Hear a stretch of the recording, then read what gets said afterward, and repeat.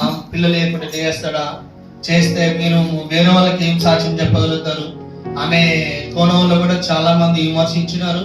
మన దేవుని బిడ్డలు కూడా చాలా మంది ఒక్కోసారి అంటే అవమానించడం జరిగింది. అయినా కూడా నా విశ్వాసం ఒకటే, అది ఏంటంటే అది నా గొప్పతనం కాదు, నా మంచితనం కాదు, నాలో ఏ మంచితనం కూడా లేదు. కేవలం దేవుని కృప వల్ల మాత్రమే మేము ఆ విశ్వాసం ఆయన నా హృదయంలో పెట్టింది. కాబట్టి ఎప్పుడు నేను ఒకటే అనేది ఏమనంటే నా దేవుడు ఇస్తాడు ఖచ్చితంగా గర్భఫలం ఇచ్చి, యెహోవా ఇచ్చు బహుమానం అని ఆయన మాత్రమే చేయగలడని ఆ విశ్వాసం ఒక్కటే నాలో దృఢపరచడం జరిగింది. కాబట్టి ఆ విశ్వాసం కూడా నా యొక్క శక్తి ద్వారా కాదు, నా యొక్క భక్తి ద్వారా కాదు. ఆయన నా తల్లి గర్భంలో నేను రూపింపక మునిపి ఆయన కనులు నన్ను చూసి నా పేరు ఆయన జీవ గ్రంథంలో లిఖితముగా చేయబడినది మొదలుకొని నన్ను ఇప్పటి వరకు కూడా కాచి కాపాడుకుంటూ వస్తున్నాడు. అని దేవుని కృప వల్ల మాకు ఒక పాపనిచ్చిండు. ఇల్లు లేదని కూడా చాలా సంవత్సరాలు మేము కిరాయిలు కూడా కట్టలేని స్థితిలో నాకు దేవుడు అండగా నిలిచి దేవుని కృప వల్ల దైవ సేవకుల ద్వారా వాక్యం ద్వారా మేము బలపరచబడి, ఇంకొకటి ఏంటంటే ఇప్పటి వరకు కూడా మేము ఇలా జీవిస్తున్నాం అంటే కేవలం దేవుని కృప. రెండవది మాత్రం దైవ సేవకుని ఆశీర్వాదం ద్వారానే మేము ఇలా బ్రతుకుతున్నాం. ఎందుకంటే నాకంటూ చాలా పెద్ద కుటుంబం మాది. ఇక్కడి నుంచి మాకు అమెరికా వరకు మా ఫ్యామిలీ రిలేషన్స్ ఉన్నారు. కానీ ఏ ఒక్కరు కూడా నాకు ఎప్పుడు కూడా బ్రతుకు ఇలా చేయని మాకు ఏ ఒక్కరు కూడా ప్రోత్సహించడం లేరు, మాకు బలపరిచిన వాళ్ళు కూడా లేరు. కానీ కేవలం దేవుని కృప, రెండవది సేవకులు సేవకురాలు యొక్క వాళ్ళ విశ్వాసం ద్వారానే మేము ఇలా జీవిస్తున్నాం.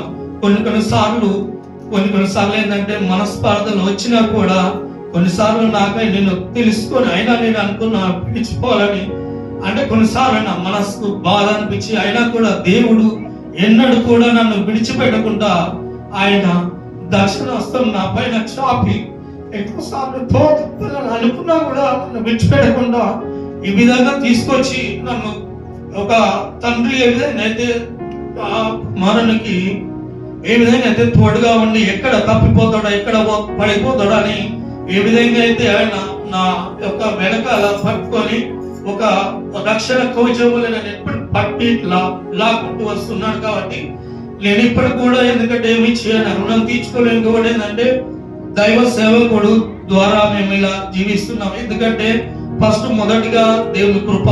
ఎందుకంటే ఆయన నా తల్లిగా రూపింపక మునిపి ఆయన నన్ను ఎదిగి ఉన్నాడు. కాబట్టి ఆ భారము దైవ సేవకుని పట్ల పెట్టి ఉన్నాడు. కాబట్టి ఆ సేవకుని ద్వారానే మేము ఇలా జీవించి ఇలా దేవుని కృపల ఇల్లు కట్టుకున్నాం. మాకొక దేవుడు మాకొక పాపనిచ్చిండు. ఆమె ఎప్పుడైతే తల్లి గర్భం రూపిందో అప్పుడే మేము దేవునికి సమర్పించుకున్నాం. ఎందుకంటే ఆమె పేరు కూడా దైవ సేవకురాలే పెట్టింది, రుధిర అనే పేరు. రుధిర అంటే యేసయ్య ద్వారాలు, యేసయ్య కారుతున్న రక్త ద్వారాలని ఆ యొక్క దేవుడు దర్శనం ద్వారా సేవకురాలు పెట్టింది.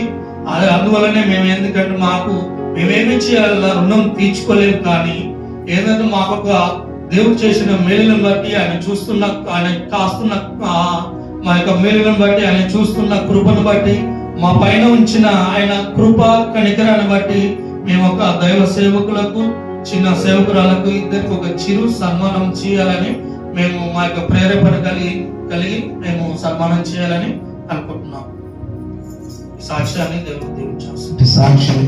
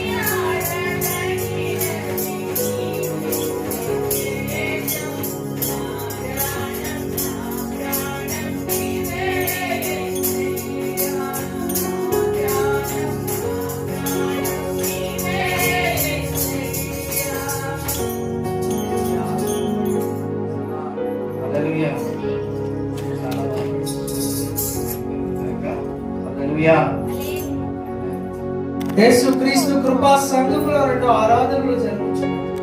తండ్రి మీకు వందనాలు, నీ ప్రేమ చేత అయ్యా నీ సంకల్పంలో ఈ అవును ఆమెను పలికి నీ ఆత్మ ద్వారా జరిగిస్తున్నాము నాయన. నీకు వందనాలు. ప్రారంభం నుండి ముగింపు వరకు ఈ 2వ ఆరాధన నీ సన్నిధిని ఉంచినందుకు స్తోత్రాలు. నిజమే ప్రభా, అపోస్తలుల కార్యములు 3వ అధ్యాయము 26వ వచనములో అపోస్తలులు దేవా అంటున్నారు ప్రభా, అయ్యా మీలో సేవకును పుట్టించి మీ దుష్టత్వం నుండి విడిపించి మిమ్మల్ని రక్షించుటకు నేను సేవకుని పుట్టించి ఉన్నానని సెలవిచ్చినట్టుగా మీ దాసుడు నాయన మా ప్రియతమ అన్నగారు వంశీ అయ్య గారిని అయ్యా సేవకునిగా తల్లి గర్భములో నుండి మీరు ప్రత్యేకపరిచి అయ్యా మీ ఆత్మ చేత ప్రతిష్ఠించి మా కొరకు నా కొరకు అనేకులైన అన్య జనులకు వెలుగుగా నీ ఆత్మ చేత నీ దాసుని ఒక శిఖరముగా నిలిపినందుకు స్తోత్రాలు. ఇంకా ప్రత్యేకముగా మీ నూరంతల ఆత్మ చేత అయా మీకు స్తోత్రాలు నాయన. దైవజనులు మీరు ఆశీర్వదించి నీ సేవలో బహు బలముగా నైనా అనేక అన్యజనుల పట్టు ఆత్మ జాలిగా నైనా మీరు ప్రత్యేకపరిచి ముందున్న సమయంలో వాడుకోరు. ప్రత్యేకంగా ఈ పాటల ద్వారా, ఆరాధన ద్వారా, వాక్యం ద్వారా, సంఘములో సేవార్థం ఇతర కానుకల ద్వారా తండ్రి మీకు స్తోత్రాలు. సన్మానించిన ప్రసాద్ కాంత్ కుటుంబాన్ని ప్రత్యేకంగా వారి పాపను ఆశీర్వదించండి. ఇదిగోనైనా యెహోషువ భక్తుడు అన్నట్టుగా నేను నా ఇంటి వారను యెహోవాను సేవించదు. ఎన్ని కష్టాలు, ఎన్ని నష్టాలు, ఎన్ని సుడిగుండాలు, ఎన్నో వేదనలు, ఇదిగో రక్త సంబంధులు, ఇదిగో తోబుట్టు వారు అనేకుల చేత ఆదరణ పొందకున్నప్పటికీ దేవుని వాక్యము ద్వారా, దేవుని ఆత్మ ద్వారా, కేవలం దైవ సేవకుని ద్వారా నేను ఆదరణ, ఆనందము, సంతోషము, సమాధానము కలిగి ఉన్నానని దాసుడు సెలవిచ్చినట్టుగా సంతోషము సదాకాలము కుమారుని ఇంట్లో నిలిచినట్లుగా సహాయం చేయమని ప్రత్యేకంగా గుప్పిలింటి కానుకలు వేసిన ప్రతి కుటుంబాన్ని, ప్రతి వ్యాపారం నిరంతరంగా దీవించిన కృపలో బలపరచమని నజరేయుడైన యేసుక్రీస్తు నామములో ప్రార్థించి వేడుకొనుచున్నాం తండ్రి. దయచేసి అందరం కూర్చుందాం. ఒక 5 నిమిషాల్లో అయిపోతుంది. ప్రకటనలు ఉన్నాయి, ప్రతి ఆదివారం 2 ఆరాధనలు. మొదటి ఆరాధన 8 గంటల నుండి 10 గంటల వరకు, 2వ ఆరాధన 10 గంటల నుండి 12:30 వరకు జరుగుతుంది. ప్రతి నెల మొదటి ఆదివారం ప్రభు వల్ల ఆరాధన. ప్రతి వారంలో 2 గృహ కూడికలు. మొదటి ఆదివారం వల్ల ఆరాధన, ఇది క్రమం తప్పకుండా జరుగుతున్నది. ప్రతి వారంలో 2 గృహ కూడికలు. అంటే దైవజనులు వచ్చి వారి కుటుంబంలో ఉన్నటువంటి సమస్యల నిమిత్తమైతేనేమి, కుటుంబ ఆశీర్వాదముతో కూడినటువంటి కుటుంబంగా కుటుంబ క్షేమాభివృద్ధి చెందులాగా ప్రార్థన చేస్తారు. కాబట్టి మన సంఘంలో ఈ వారంలో ఎవరైనా గృహకూటం పెట్టుకోవాలనుకుంటే వారి చేతులతో వస్తే వచ్చున్నాను అనౌన్సింగ్ చేయాలి. కాబట్టి ఎవరైనా గృహకూటం, అమ్మాయి ఇక్కడ చూడండి, ఎవరైనా గృహకూటం పెట్టుకోవాలంటే అయ్యా మొదటి సమస్య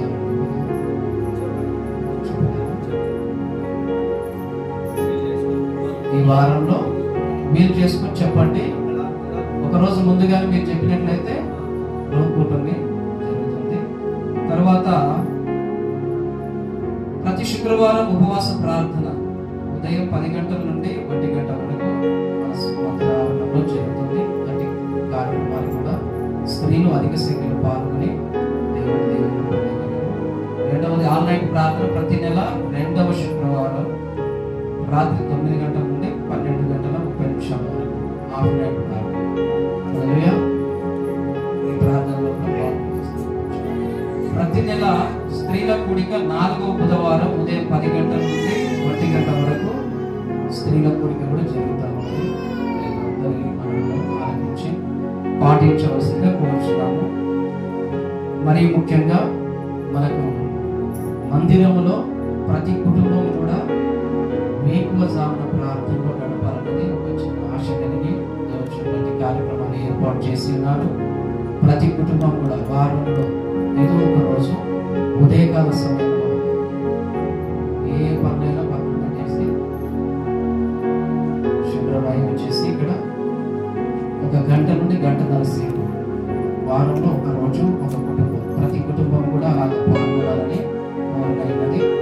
ప్రతి కుటుంబం కూడా పాల్గొని సంఘ క్షేమాభివృద్ధి, కుటుంబ క్షేమాభివృద్ధి కోసం, మరీ ముఖ్యంగా ఏంటంటే ప్రస్తుత కాలము భయంకరమైన పరిస్థితులకి జరుగుతున్నది. అనేక మంది దైవజనులు ప్రవచనాలు చెప్పారు. ఏమనంటే రాజకీయంలో అల్లకలు అలా జరుగుతూ ఉన్నాయి, రాజ్యముల మీదకి రాజ్యం లేచినట్టే యుద్ధములు జరిగే సన్నివేశాలు రాబోతూ ఉన్నాయి. మన దేశంలో నాయకులు కఠినమైన నిర్ణయాలు తీసుకొని కొన్ని రాష్ట్రాలలో సువార్తను బ్యాన్ చేస్తూ ఉన్నారు. కాబట్టి వీటన్నిటి నుండి విడుదల పొంది సువార్త ఎటువంటి ఆటంకం జరగకుండా జరగాలన్నా మన సంఘంలో ఉన్న ప్రతి కుటుంబం నుండి ఎవరో ఒకరు వచ్చేసి వారంలో ఒకరోజు కుటుంబ క్షేమాభివృద్ధి కొరకు, సంఘ క్షేమాభివృద్ధి కొరకు సువార్త పరిచర్య ఘనముగా ఈ సంవత్సరం దేవుడు మన సంఘం ద్వారా జరిగించడానికి ప్రార్థనలో గడపవలసిందిగా కోరుచున్నాం.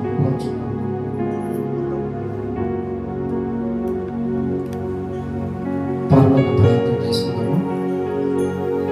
నాకు చిన్నప్పటి నుండి వచ్చిన ప్రార్థన అయితే నేను ఖచ్చితంగా నేర్చుకున్నాను. నిజంగా కూడా ఈ పరలోక ప్రార్థన చిన్నప్పటి నుండి 6 సంవత్సరాలు నేను ఖచ్చితంగా నేర్చుకున్నాను. నిజంగా కూడా దేవుని మహాత్మను బట్టి ఈ ప్రార్థన చేయడం వల్ల నేను పట్టబడ్డానని ఉద్దేశం.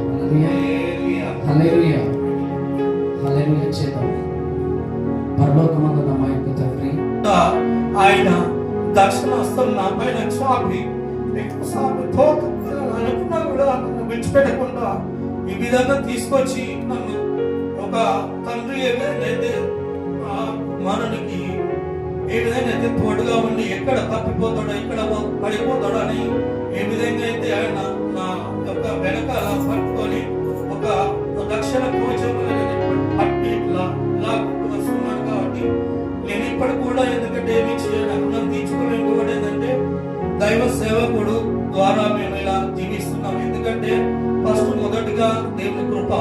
ఎందుకంటే ఆయన నా తల్లిగా రూపింపక మునిపి ఆయన నన్ను ఎదిగి ఉన్నాడు. కాబట్టి ఆ భారం దైవ సేవకుని పట్ల పెట్టి ఉన్నాడు. కాబట్టి ఆ సేవకుని ద్వారానే మేము ఇలా జీవించి ఇలా దేవుని కృపల ఇల్లు కట్టుకున్నాం. మాకు ఒక దేవుడు మాకు ఒక పాపనిచ్చిండు. ఆమె ఎప్పుడైతే తల్లి గర్భంలో అప్పుడే మేము దేవునికి సమర్పించుకున్నాం. ఎందుకంటే ఆ పేరు కూడా దైవ సేవకురాలే పెట్టింది, రుధిర అనే పేరు.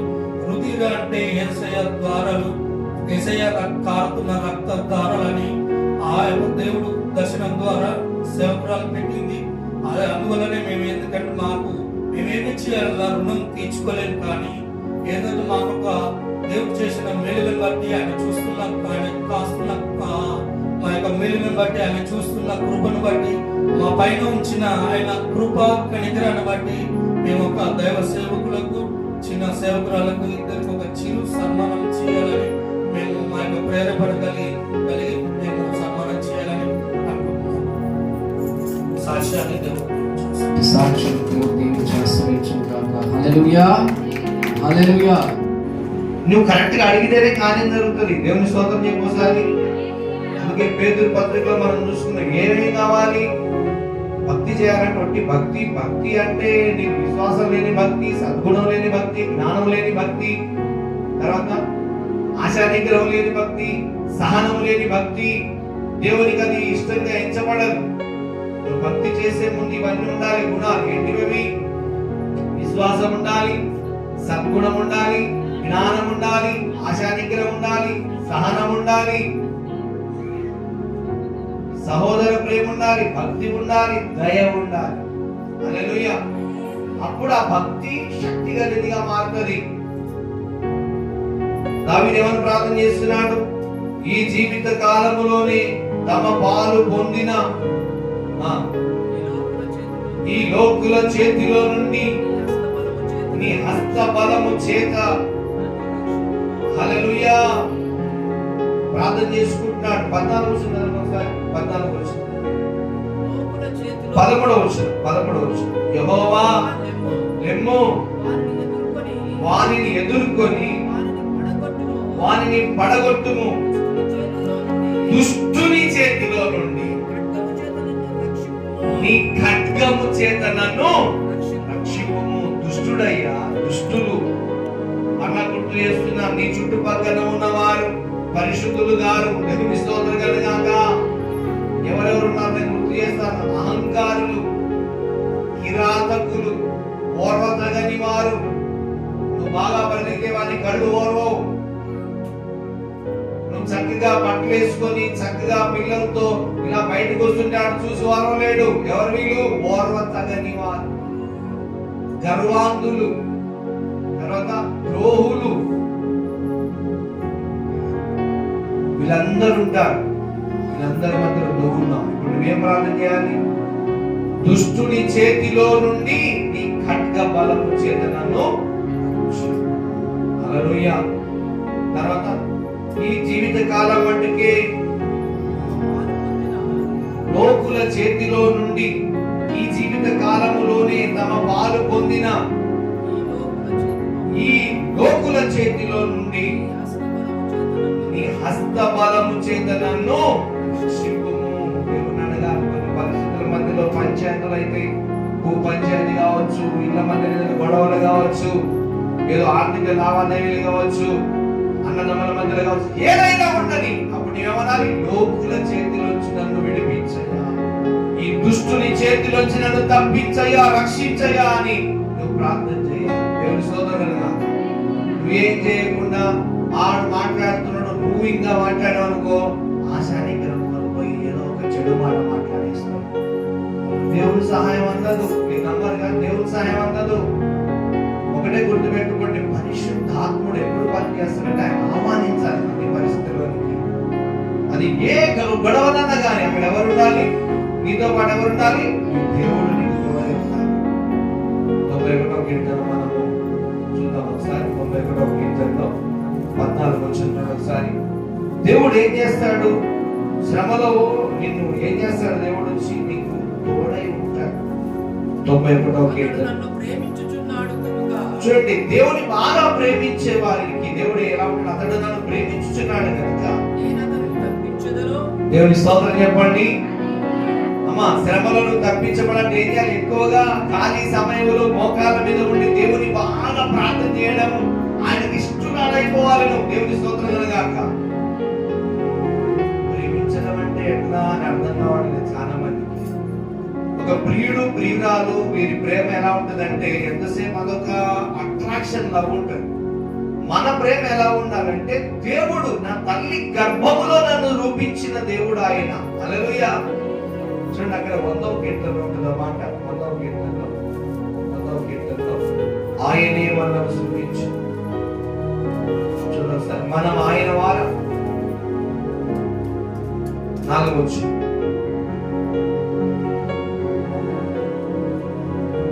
3వ వచనం, యెహోవాయే దేవుడని తెలుసుకొనండి, ఆయనే మనల్ని పుట్టించను, మనము ఆయన వారు. ఇప్పుడు ఈ ప్రేమ ఎలా ఉండాలి? జన్మనిచ్చిన దేవుడా. హల్లెలూయా. అమ్మా అందరూ చెప్పండి ఒకసారి, జన్మనిచ్చిన దేవా. ఎంత ప్రేమించాలంటే ఆయనని, నువ్వు నాకు తల్లి గర్భంలో నన్ను రూపించిన దేవా అని చూస్తావు. నాకు జన్మనిచ్చిన దేవా, నా తల్లి నన్ను కన్నది మొదలుకొని ఇప్పటి వరకు నీవే నాకు సహాయకుడవై ఉన్న దేవా. చెప్పండి గట్టిగా. హల్లెలూయా. ఏం చెప్పాలి దేవునికి? పుట్టి జన్మనిచ్చిన దేవుడు. నీకు పెళ్ళైనప్పుడు మీ తల్లి గారు ఏదో బంగారం ఏదో పొలం ఇసారి బాగా గుర్తు పెట్టుకుని ఒక నిమిషం ప్రార్థన చేసుకుందాం. హల్లెలూయా, హల్లెలూయా. వాక్యం, విన్న వాక్యం హృదయం మీద చేయబెట్టుకోండి. హృదయం మీద చేయబెట్టుకొని, అయ్యా విన్న వాక్యం మా హృదయంలో నిలకట్టి ఫలింప చేయి నాయన. అయ్యా నీకు స్తోత్రాలు తండ్రి. ఇదిగో లోకంలో ఉన్నప్పుడు లోకుల చేతి నుంచి, దుష్టుని చేతి నుంచి మేము విడుదల కొరకే మీ సన్నిధిలో మేము ప్రార్థన చేయాలని ఇదిగో దావీదు చేసిన ప్రార్థన. అయా కీర్తన 17, 14, 15 బట్టి వందనాలు ప్రభువా, మీకు స్తోత్రాలు. అయా 2 పేతురు నాయన 1, 4, 5, 6 వచనాలను బట్టి స్తోత్రాలయ్యా. అయ్యా మీకు వందనాలు, స్తోత్రాలు తండ్రి. అయ్యా యోహాను 1:2-15 బట్టి మీకు వందనాలు అయ్యా. అయ్యా మీకు స్తోత్ర. లోకములో ఉన్నాము తండ్రి, కన్నీరు కార్చాలి, ప్రభుని అడగండి. లోకములో ఉన్నామయ్యా, లోకుల చేతిలో నుంచి, దుష్టుని చేతిలో నుంచి మమ్మల్ని తప్పించు. ఇదిగో ప్రభు మీకు స్తోత్రాలు చెల్లిస్తున్నాం. యేసయ్యా మీరు అన్నారు, ఇదిగో తండ్రి తోడేళ్ల మధ్యలోనికి గొర్రె పిల్లల వలె నేను మిమ్మల్ని పంపుచున్నాను, పాము వలె వివేకము కలిగి ఉండుండి, పావురం వలె నిష్కపటులై ఉండుండి అని జ్ఞాపకం చేసిన యేసు మీకు వందనాలయ్యా. లోకములో ఉన్న లోకుల చేతిలో నుంచి మమ్మల్ని తప్పించు, దుష్టుని చేతిలో నుంచి తప్పించు. ఎందుకంటే మీరు మాకు అమూల్యమైన వాగ్దానం ఇచ్చారు, అత్యధికమైన వాగ్దానం ఇచ్చారు అయ్యా. మా హృదయంలో విశ్వాసమును తండ్రి వృద్ధి చేయనైనా, విశ్వాసంతో మా హృదయాన్ని నింపయ్యా. ఇంకా మా విశ్వాసమును వృద్ధి చేయదండి ప్రభు. ఆ విశ్వాసంతో మేము అడుగులు వేసిన కృప చూపండి. అబ్రహాము విశ్వాసాలకు తండ్రి వలె మేము కూడా ఆయన పిల్లలముగా, ఓ తండ్రి మీకు స్తోత్ర. శారా పిల్లలముగా, ఓ తండ్రి మీకు వందనాలు. మహిమ గల నీ రాకడ కొరకై వెళ్లి కుమార్తెగా సిద్ధపడే సంఘముగా నాయనా విశ్వాసముతో సాగే కృప. విశ్వాసమందు సద్గుణం దయించి, సద్గుణమందు జ్ఞానమునైన, జ్ఞానమందు ఆశానిగ్రహమునందు ప్రభా అయా సహోదర ప్రేమ నాయన మీకు స్తోత్రాలు. దయ ప్రభు మీకు వందనాలు, స్తోత్ర. సహనం మాకు దయించి కృప చూపండి. మీరు ఇచ్చిన అమూల్యమైన వాగ్దానములు మేము పొందుకున్నట్లుగా మీ కృప మాకు తోడుగా ఉంచి, ఇదిగో ఈ దిన విత్తబడిన వాక్యాలు ప్రతి హృదయంలో, వినిన ప్రతి హృదయంలో నీరు కట్టి ఫలించును గాక. ప్రభువా మీకు స్తోత్రాలు. ఇవన్నీ మీరు కలిగి ఉంటే సోమరులైనను నిష్ఫలులైనను కాకుండా మీరు ఉంటారని మీరు మాట్లాడుతున్నారయ్యా. పేతురు 2:1-5 బట్టి 6 బట్టి ప్రభువా ప్రార్థన చేస్తున్నా. 4వ వచనంలో ఉన్న అమూల్యమైన వాగ్దానం, అత్యధికమైన వాగ్దానములు మీరు మాకు అనుగ్రహించినందును బట్టి స్తోత్రాలు చెల్లిస్తున్నా. మీ దయగల హస్తం మాకు తోడుగా ఉంచండి, కృప చూపండి. మీ హస్తము చాచండి. శ్రమలో, శోధనలో, ప్రజల మధ్యలో, అయా అనేక ఆర్థిక లావాదేవీల మధ్యలో, లోకుల మధ్యలో మేము నిలబడినప్పుడు, మేము శ్రమలో ఉన్నప్పుడు మీరు మాకు తోడై ఉండండి తండ్రి. మీకు స్తోత్రాలు అయా. మాకు కావాల్సిన ఆశానిగ్రహం, ప్రేమ తండ్రి, సాత్వికత, దయ ప్రభువా మీకు వందనాలు తండ్రి. మీ కృపతో మమ్మల్ని ఆవరింపజేసి దీవించమని, వాక్యాన్ని ప్రతి హృదయంలో నీరు కట్టి ఫలింపచేయడం, వాక్యాన్ని ప్రతిఫలముగా వారి జీవితాల్లో 30, 60, 100 వాక్యానుసారమైన జీవితాన్ని దయచేసి ఆశీర్వదించమని యేసుక్రీస్తు నామమున ప్రార్థిస్తున్నాను పరమ తండ్రి. ఆమేన్.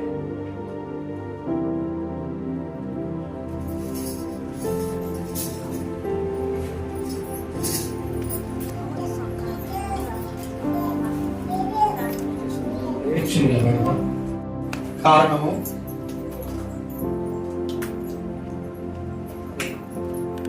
దేవుడు మా పట్ల చేసిన కార్యాలను బట్టి కావచ్చు. ఎందుకంటే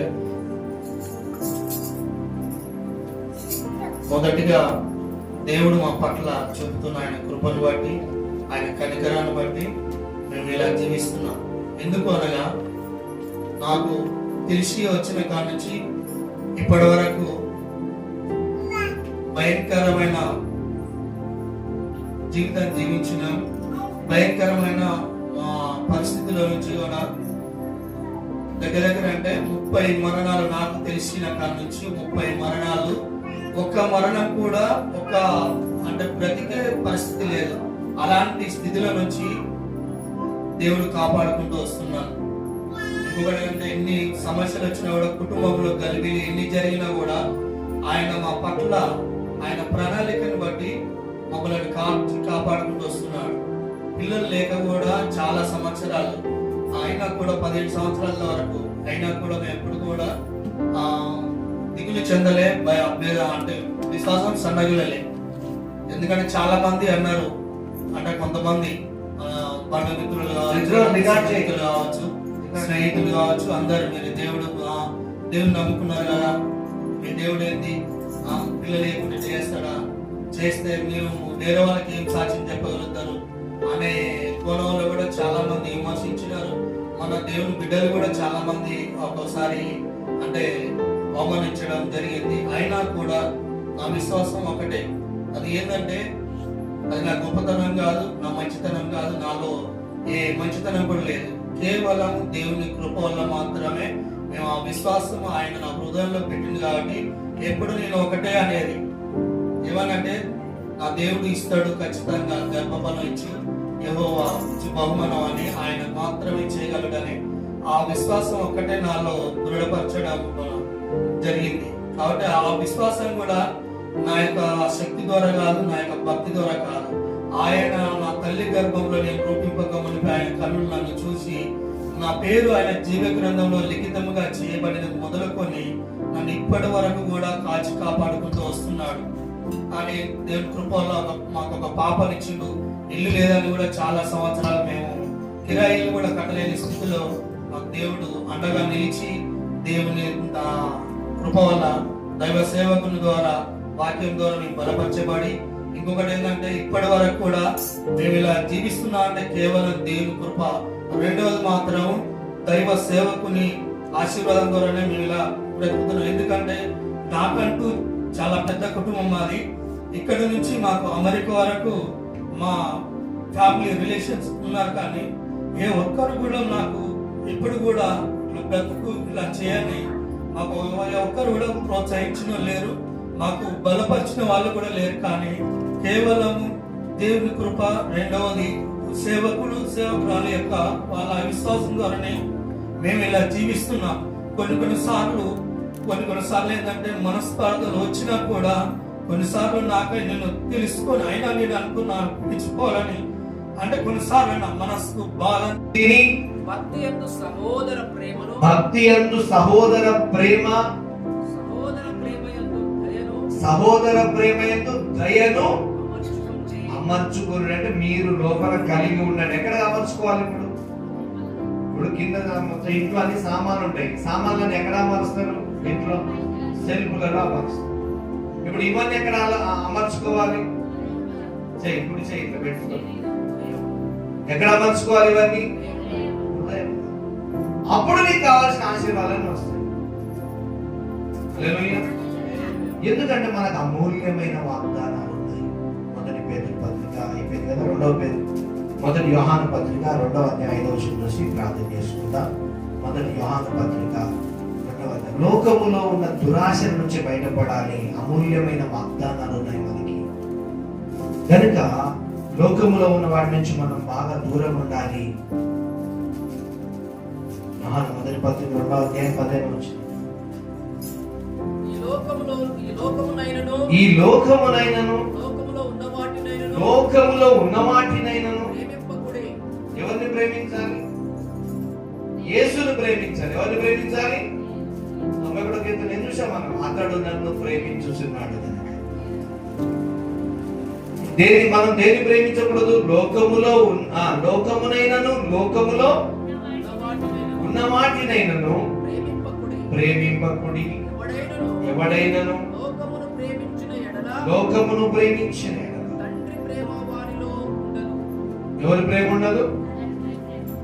ఏముంది లోకంలో? లోకంలో ఉన్నది అంతయు అనగా శరీరాశయు, నేత్రాశయు, జీవపు డంబమును, తండ్రి వలన పుట్టినవి కావు.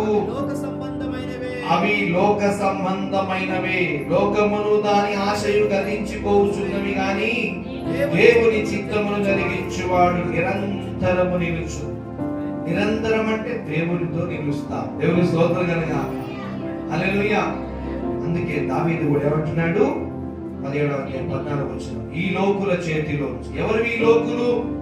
ఈ కాలము మట్టుకే, ఈ జీవిత కాలం మట్టుకే తమ పాలు పొందిన ఈ లోకుల చేతిలోంచి నన్ను విడిపించయ్యా, తప్పించయ్యా అంటున్నాడు. మరి కీర్తన 91వ కీర్తనలో దేవుడు ఏమంటున్నాడు? నువ్వు నన్ను ప్రేమిస్తే నేను తప్పిస్తా. దేవుని స్తోత్రం కలుగుగాక.